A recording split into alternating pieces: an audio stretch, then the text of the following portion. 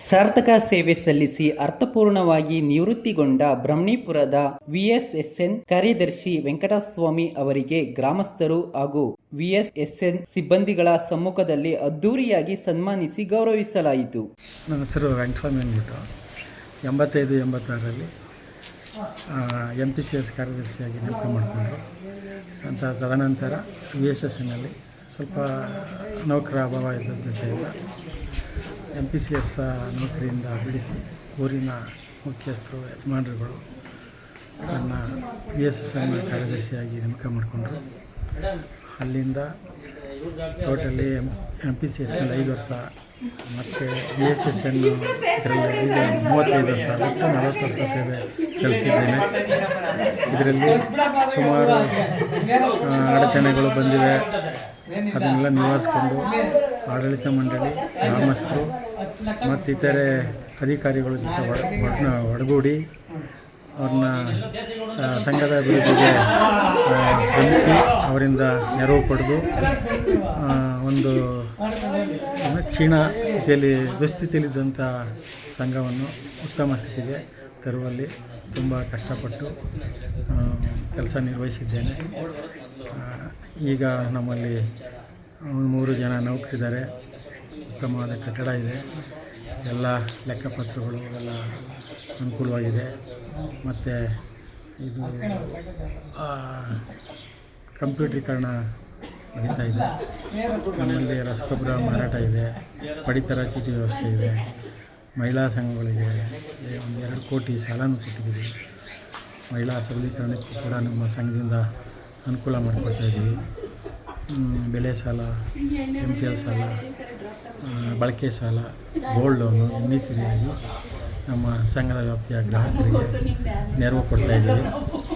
ಇದರಲ್ಲಿ ಸಹಕಾರ ಸಂಘದಲ್ಲಿ ಗ್ರಾಮಾಂತರ ಪ್ರದೇಶದಲ್ಲಿ ಆಗು ಹೋಗುವುದು ಬರುವುದು ಸಹಜವಾಗಿದೆ. ಅದನ್ನೆಲ್ಲ ತಾಳ್ಮೆಯಿಂದ ಸಹಕರಿಸಿ ಸಂಬಂಧಪಟ್ಟವರಿಂದ ನೆರವು ಪಡೆದು ಸಂಘದ ಅಭಿವೃದ್ಧಿಗೆ ಶ್ರಮಿಸಿ ಈ ಒಂದು 40 ವರ್ಷ ನಿವೃತ್ತಿ ಜೀವನವನ್ನು ಮುಗಿಸಿ ನಮ್ಮ ಸಂಘದ ಹಿರಿಯ ನೌಕರಾದಂಥ ನವೀನ್ ಎಂಬುವರಿಗೆ ವಿಶಿಷ್ಟ ಚಾರ್ಜನ್ನು ನೀಡಿ ಸಂಘವನ್ನು ಅಭಿವೃದ್ಧಿಗೊಳಿಸಲು ಅವನಿಗೆ ನೆರವು ನೀಡುವುದಾಗಿ ಭರವಸೆ ನೀಡಿ ನಾನು ನಿವೃತ್ತಿ ಕೊಡ್ತಾಯಿದ್ದೀನಿ. ಈಗ ಎಷ್ಟು ಕೋಟಿ ಟರ್ನ್ ಓವರ್ ಇದೆ ನಿಮ್ಮ ನಮ್ಮಲ್ಲಿ? 6 ಕೋಟಿ ಟರ್ನ್ ಓವರ್ ಇದೆ. 6 ಕೋಟಿ. ಇದು ಸ್ತ್ರೀಶಕ್ತಿಗೆ ಎಷ್ಟು ಲಕ್ಷ ಕೊಟ್ಟಿರ್ಬೋದು? ಸ್ತ್ರೀಶಕ್ತಿಗೆ 2 ಕೋಟಿ ಕಟ್ಟಿದ್ದೀವಿ. 2 ಕೋಟಿ. ಗೋಲ್ಡ್ ಲೋನ್ ಏನೋ ಒಂದಷ್ಟು ಎಷ್ಟು ಕೊಟ್ಟು? ಗೋಲ್ಡ್ ಲೋನು 50 ಲಕ್ಷ ಕೊಟ್ಟಿದ್ದೀವಿ. ಮತ್ತು 3 ಕೋಟಿ ಬೆಳೆ ಸಾಲ ಕೊಟ್ಟಿದ್ದೀವಿ. ಮತ್ತು ಬಳಕೆ ಸಾಲ, ಸಂಬಳ ಸಾಲ ಇತರೆಯಾಗಿ 50 ಲಕ್ಷ ಕೊಟ್ಟಿದ್ದೀವಿ. ಒಟ್ಟಲ್ಲಿ ನಮ್ಮಲ್ಲಿ 6 ಲಕ್ಷ ಸಾಲದ ವಹಿವಾಟು ನಡೀತಾ ಇದೆ. ಇನ್ನೂ ಹೆಚ್ಚಿನ ರೀತಿಯಲ್ಲಿ ಉತ್ತಮವಾಗಿ ನಡೆಯಲು ನಾನು ಮುಂದೇನೂ ಸಹಕಾರ ನೀಡ್ತೀನಿ ಅಂತ. ನಾನು ಮತ್ತಿಕೆರೆ ಸೊಸೈಟಿ ಸೆಕ್ರೆಟರಿ ಆಗಿದ್ದೀನಿ. ನಾನು ಕಳೆದ 14 ವರ್ಷದಿಂದ ಕೆಲಸಕ್ಕೆ ಸೇರಿದಾಗಿಂದನೂ ಕೂಡ ಅವ್ರ ಮಾರ್ಗದರ್ಶನದಲ್ಲಿ, ಏಕೆಂದರೆ ನಾವು ಕೂಡ ಹೊಸದಾಗಿ ಈ ಫೀಲ್ಡಿಗೆ ಬಂದಾಗ ನಾವು ಕೂಡ ಯಾವುದೇ ರೀತಿ ಅನುಭವ ಇರಲಿಲ್ಲ. ಇದರಲ್ಲಿ ಸಹಕಾರ ಸಂಘದಲ್ಲಿ ಯಾವ ರೀತಿ ಕಾರ್ಯನಿರ್ವಹಿಸಬೇಕು, ಆಗಲೇ ನಮ್ಮ ಸೆಕ್ರೆಟರಿಯವರು ಹೇಳ್ದಾಗಲೇ ಕೆಲಸ ಬರದೇ ಹೋದರೆ ಯಾವ ರೀತಿ ನಡೆಸ್ಕೋತಾರೆ ಅನ್ನೋದಕ್ಕೆ ನಮ್ಮಲ್ಲಿ ತುಂಬ ಸ್ವಲ್ಪ, ಯಾಕೆಂದರೆ ತುಳಿಯೋದಕ್ಕೆ ನೋಡ್ತಾ ಇರ್ತಾರೆ. ಅಂಥದ್ರಲ್ಲಿ ಕೂಡ ಎಲ್ಲ ನಮ್ಮ ಸೀನಿಯರ್ ಜೊತೆ ಅವ್ರ ಜೊತೆನೂ ಕೂಡ ಯಾವ ರೀತಿ ಕೆಲಸ ಮಾಡಬೇಕು, ಅವರು ಹೇಳ್ದಂಗೆ ನಮ್ಮ ಸಹೋದ್ಯೋಗಿ ಹೇಳ್ದಂಗೆ ಆಡಳಿತ ಮಂಡಳಿ ಜೊತೆ ಯಾವ ರೀತಿ ಕಾರ್ಯನಿರ್ವಹಿಸಬೇಕು, ಬ್ಯಾಲೆನ್ಸ್ ಶೀಟ್ ಆಗಲಿ ಮತ್ತು ಇನ್ನೊಂದು ಜಮಾ ಖರ್ಚಾಗಲಿ ಯಾವ ರೀತಿ ನಿರ್ವಹಿಸಬೇಕು ಅನ್ನೋದನ್ನು ನಾವು ನಮ್ಮ ಹಿರಿಯರಿಂದ ತಿಳ್ಕೊಂಡು ಅವರು ನಮಗೆ ಮಾರ್ಗದರ್ಶಕರಾಗಿದ್ದರು. ಯಾಕೆಂದರೆ ವಯೋಸಹಜ ನಿವೃತ್ತಿ ಹೊಂದಿರೋದ್ರಿಂದ ಅದು ಸರ್ವೇ ಸಾಮಾನ್ಯ ಆಗಿರೋದ್ರಿಂದ ಇನ್ನು ಮುಂದಿನ ದಿನಗಳಲ್ಲೂ ಕೂಡ ನಮಗೆ ಮಾರ್ಗದರ್ಶನ ನೀಡಬೇಕು. ಅವರು ನಿವೃತ್ತಿ ಬದುಕು, ಆಯುಸ್ಸು, ಆರೋಗ್ಯ ಕೊಟ್ಟು ಕಾಪಾಡಲಿ ದೇವರು ಅಂತ ಕೋರ್ಕೋತೀನಿ ಸರ್. 35 ವರ್ಷಗಳ ನಿವೃತ್ತಿ ಜೀವನವನ್ನು ಯಾವುದೇ ಕಪ್ಪು ಚುಕ್ಕೆ ಇಲ್ಲದೆ ಅತ್ಯುತ್ತಮವಾಗಿ ಕಾರ್ಯನಿರ್ವಹಿಸಿ ಎಲ್ಲರ ಸಂಘದ ಅಭಿವೃದ್ಧಿಗೆ ಮತ್ತು ಅದರ ಹಿಂದೆ ತುಂಬ ದುಸ್ಥಿತಿಯಲ್ಲಿದ್ದ ಸಂಘವನ್ನು ಉತ್ತಮ ಮಟ್ಟಕ್ಕೆ ತಗೊಂಡೋದ್ರಲ್ಲಿ ಅವರ ಪಾತ್ರ ತುಂಬ ಮುಖ್ಯವಾಗಿರುತ್ತದೆ.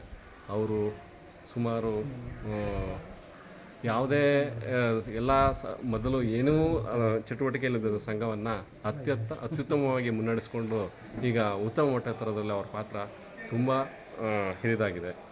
ಅವರು ವಯಸ್ಸಿನಲ್ಲಿ ಹಿರಿಯರಾಗಿದ್ದರು. ನಮ್ಮ ಸಹಪಾಠಿಗಳಿಗೆ, ನಮ್ಮ ಸಹೋದ್ಯೋಗ ಮಿತ್ರರಿಗೆ ತುಂಬ ಯಾವುದೇ ವಿಷಯ ಬಗ್ಗೆ ಅವರಿಗೆ ತಿಳುವಳಿಕೆ ಮತ್ತು ಲೆಕ್ಕಪತ್ರ ವ್ಯವಹಾರ ಪ್ರತಿಯೊಂದರಲ್ಲೂ ಮತ್ತು ಯಾವ ರೀತಿ ಸಂಘ ಆಡಳಿತ ಮಂಡಳಿ ಜೊತೆ ಯಾವ ರೀತಿ ನಡ್ಕೋಬೇಕು ಈ ಥರ ಎಲ್ಲ ಅವರು ನಮಗೆ ಮಾರ್ಗದರ್ಶನ ನೀಡಿದ್ದಾರೆ. ತಮ್ಮ ಹೆಸರು? ಅರುಣ್ ಕುಮಾರ್, ಬಂದಾರುಗುಪ್ಪೆ CEO ಆಗಿದ್ದೀನಿ. ನಾನು 2005 ಬಂದಾಗ ಅವರು ನನಗೆ ಕೆಲವು ವಿಚಾರ, ನಮಗೆ ಯಾವುದೂ ಸಂಘದ ಬಗ್ಗೆ ಯಾವುದ್ರ ಬಗ್ಗೆನೂ ನಮಗೆ ತಿಳುವಳಿಕೆ ಇರಲಿಲ್ಲ.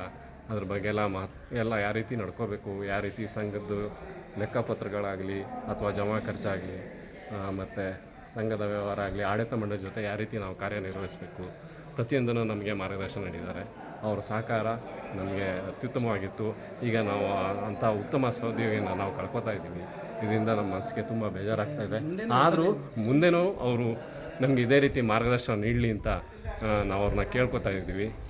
ನಮ್ಮ ಸಹೋದ್ಯೋಗಿಗಳಿಗೂ ತುಂಬ ಇದರಿಂದ ಅವರ ಒಂದು ನಿವೃತ್ತಿ ಅಂಚು ನಮಗೆ ಒಂದು ಸ್ವಲ್ಪ ಬೇಸರ ಆಗಿದ್ರು.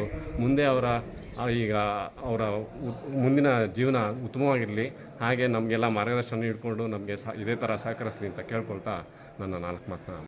ಇದೇ ಸಂದರ್ಭದಲ್ಲಿ ಗೋವಿಂದಳ್ಳಿ ನಾಗರಾಜು, ಕುಕ್ಕುರ್ದೊಡ್ಡಿ ಜಯರಾಮು, ಗೆಂಡೆಕಟ್ಟೆ ದೊಡ್ಡಿ ಶಿವು, ಅರಸೇಗೌಡ, ಕನ್ನಮಂಗಲ ಯೋಗಿ, ರಾಜಶೇಖರ್, ಮಡೂರ್ಪಟ್ನ ರವಿ, ನಟರಾಜು, ಬೋರೇಗೌಡ, ಗಂಗೆದೊಡ್ಡಿ ನಿಂಗೇಗೌಡ, ಇಗ್ಲೂರ್ ಯತೀಶ್ ಶ್ರೀನಿವಾಸ್, ನಾಗವಾರದ ವಿಜಿ, ನಾಗರಾಜ್, ಬ್ರಹ್ಮಣಿಪುರದ VSSN ಅಧಿಕಾರಿ ವರ್ಗ ಹಾಗೂ ಇತರರು ಹಾಜರಿದ್ದರು.